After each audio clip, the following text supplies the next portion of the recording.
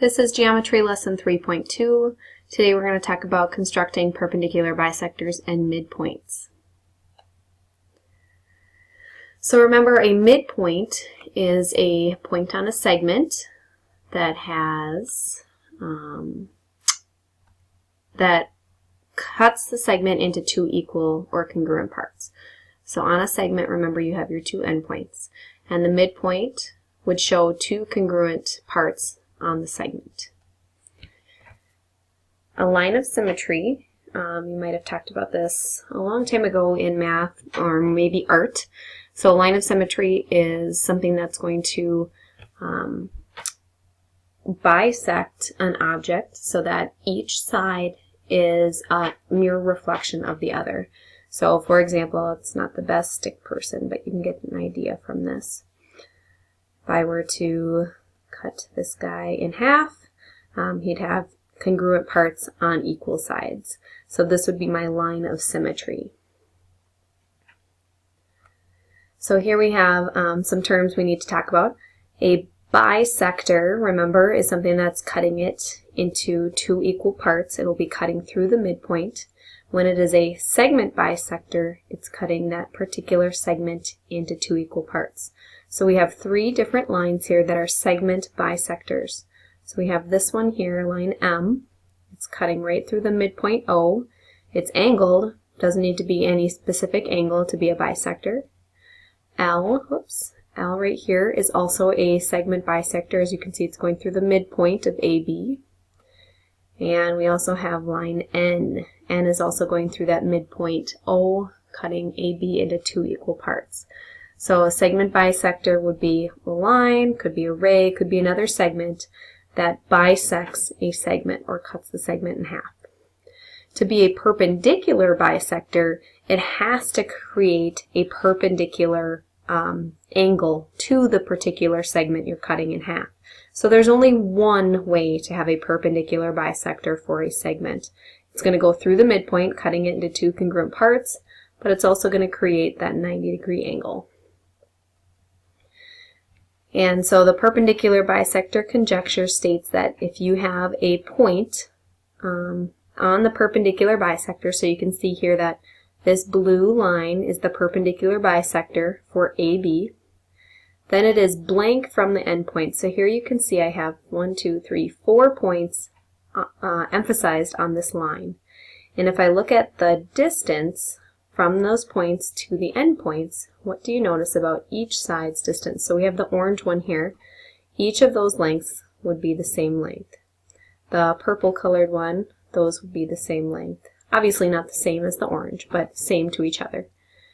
Oops, I'd have to make it a little bit different than those markings down there though. And then the green ones would be the same to each other. So if a point is on the perpendicular bisector, then it is the same distance from the endpoints, and the word for that is equidistant.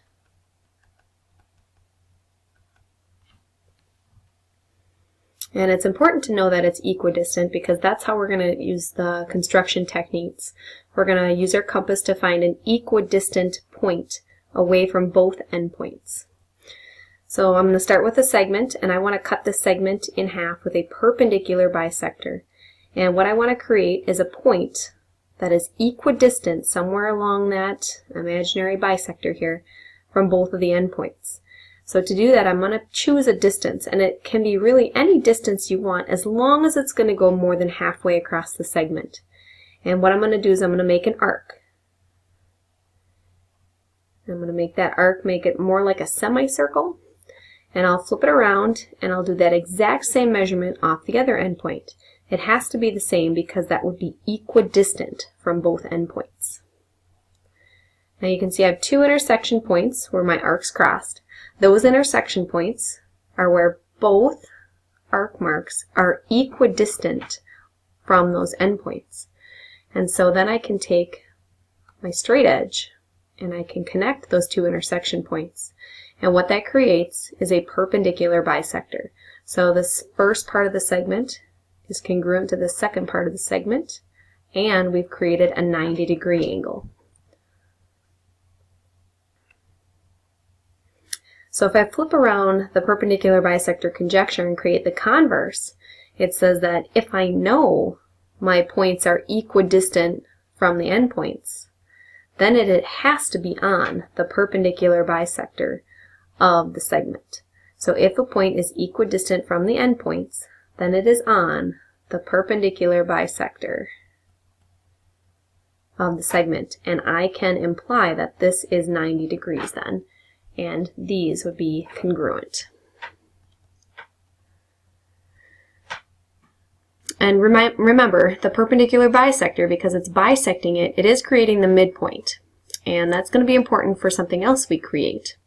But what if I don't just want to cut it in half? What if I want quarters? I only need a quarter of the length of the segment. Well, that's going to be the same idea as cutting it in half, but half of half would be a quarter. So we'll practice that on this one here. First, I'll practice my perpendicular bisector. That will get me half of the segment. So I'll choose a distance more than halfway across, make a semicircle, make that same semicircle off the other end point, and I will connect it with my straight edge. My straight edge was a little off there, but you get the idea. Alright, now this point here would be my midpoint, which means that this first part is half of the segment, but I want a quarter. So I'm going to take my compass again,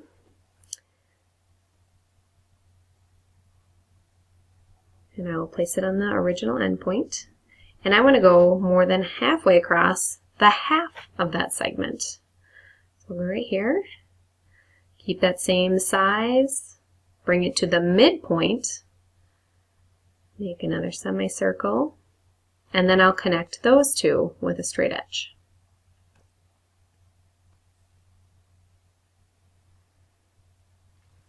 And right there would be my quarter mark. So I have a quarter, and then a half.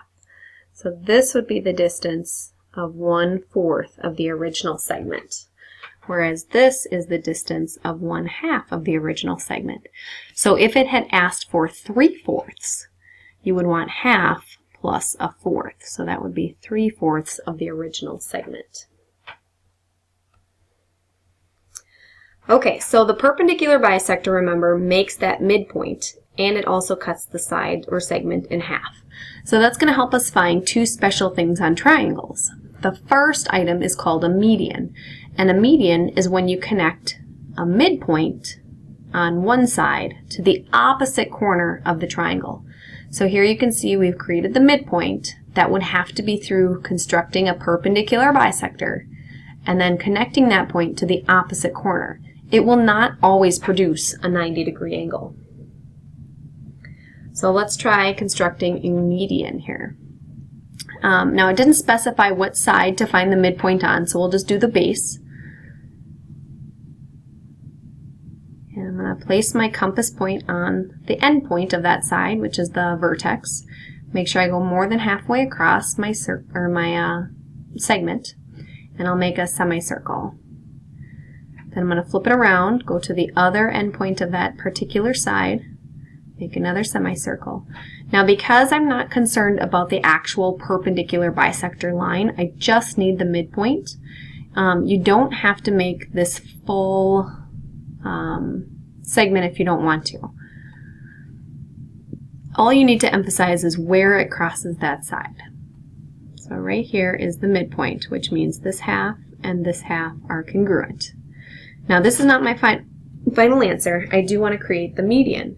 And the median would be connecting that midpoint to the opposite corner. So I'm going to connect the midpoint to the opposite corner. And that green segment would be my median.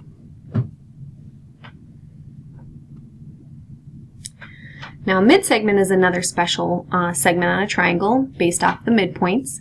So we would construct two perpendicular bisectors on two different sides, finding the midpoints, and then connecting those two midpoints creates what's called a midsegment. So we're going to practice constructing a midsegment on this triangle. So I'm going to do the same thing I did before. I'm going to go on the base here, and I'll go more than halfway across, and construct a perpendicular bisector.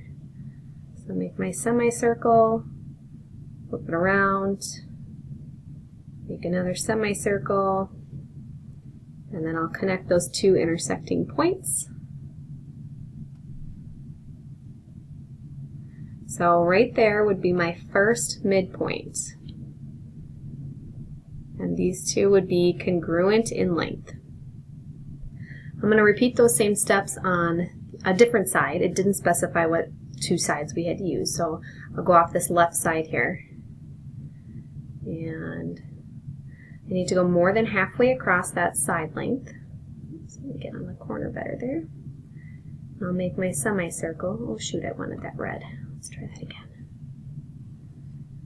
And then this is where it gets tricky because there's so many lines, but you need to think about that side and go to the other end point of that side. And make another semicircle so that those two semicircles intersect. And where they cross, I will construct another perpendicular bisector.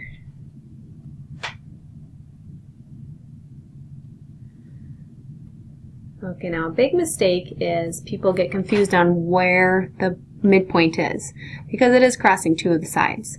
But you just have to think about what side you had made those arcs off of. So this point right here would be the midpoint.